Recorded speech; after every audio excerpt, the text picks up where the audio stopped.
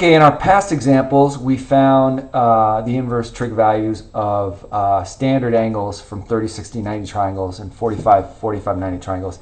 Here's an example where we're looking for a value that's not as clean, and we're going to actually have to use a calculator. And what I want to do is I want to do a couple examples where we use the calculator and we determine the answer from there. And the reason I'm doing these is the calculator is going to generally provide only one answer, and that's going to be the principal value. So in the two examples I'm going to do right now, we're going to be looking for solutions that are not necessarily the principal values alone.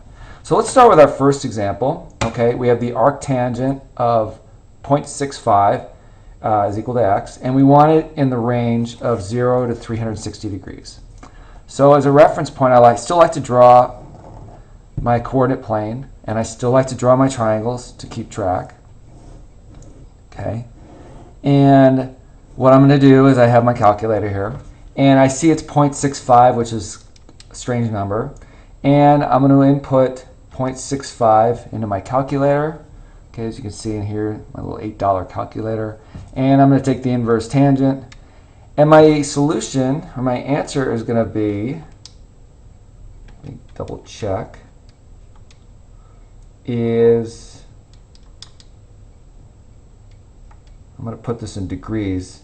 Make sure you put it in degrees, at least for this one. And I get 33.023 degrees. 3.02 degrees. So the tangent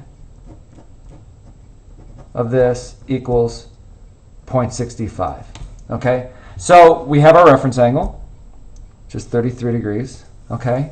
And again, we're looking for a range of 0 to 360 degrees. So let's take a look again. This is going to be 33, 33, and 33.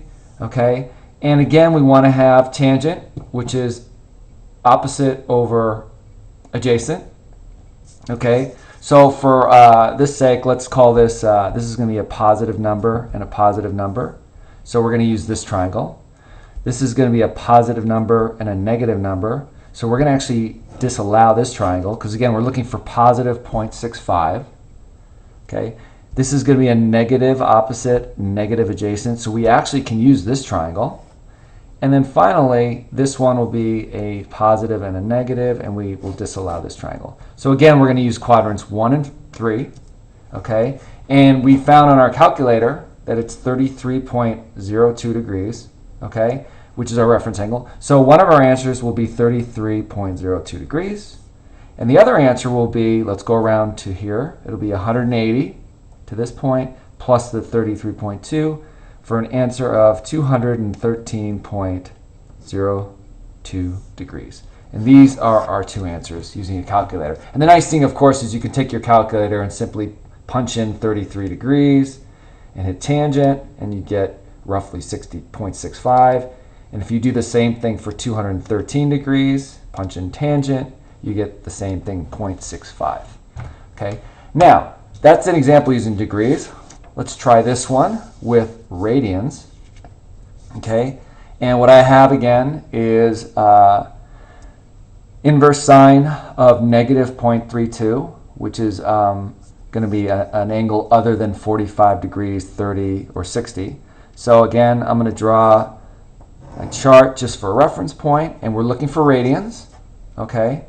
And if you can see at the bottom of this page as I draw my triangles, I wrote what the radian amount is. Again, this is 3.14 divided by 2, which is roughly 1.57.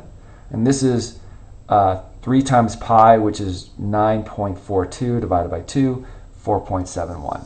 Okay? But anyway, let's, again, we go to our calculator. Make sure you're in radians, because that's what we're looking for, radians. Or you could solve it in degrees and then transfer it to radians, but we're going to just solve it in radians. So I put my mode in radians mode. And I'm going to put 0.32 negative, 0.32 negative, I don't know if you can see that, and inverse sine, and I have negative 0.325, negative 0.325 radians. Okay. Now what we have to do is Again, we're in radians.